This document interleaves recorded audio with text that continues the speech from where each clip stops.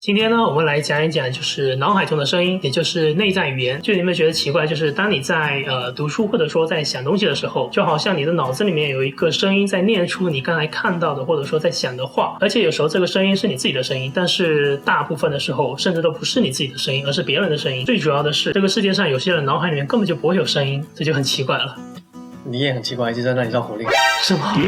这个声音是你自己的声音，有些人脑海里面不会有声音。对于那些能听得到的人来说，他们有时候听到的是一个简短的单词，有时候听到的则是一连串的句子。当然，听不到自己脑海中的声音不代表说你不能思考，你只是用了另一种方式在脑海中表现了出来。比如说，对于那些听不到的人来说，他们在脑海中就会浮现出像是图画或者说是文字。对于那些天生就是聋哑的人来说，他们思考的方式就是会在脑海中形成那些手语的图像。手语的图像像这样吗？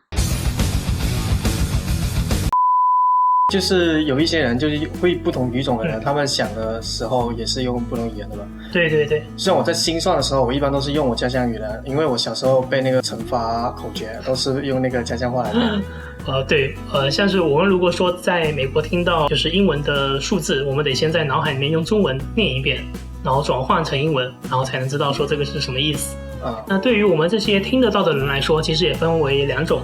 其中一种的话就是说，有些人听到的是完全就是自己的声音，而有一些人听到的则会是其他人的声音，或者说熟悉的人的声音。就比如说，当我在思考要写稿子的时候，我就会用一个我喜欢的 UP 主的声音来代替我念这一段稿子，用来参考说，如果是他念出来的话，会不会让这个稿子变得比较有一点意思。比如说他的声音，你今天能17张牌把卢秒了，我当场就把这个电脑屏幕吃掉。那会不会有一天，就是你有镜头前的朋友们用你的声音来想象？如果有那么一天就好了。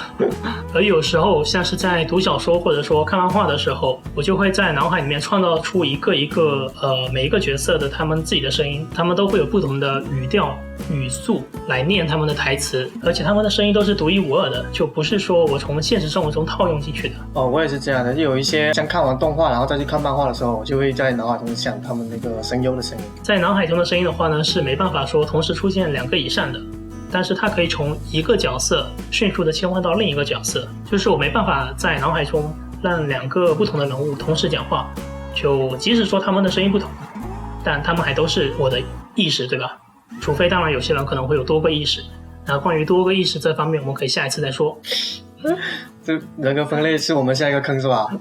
对，是下一个坑。那么据统计，在我们清醒的这段时间里面，有25%的时间都是有内在语言的，而且内在语言的大脑活跃部分和我们真实说的话是类似的，也就是说它其实和真实说出来话是一样的，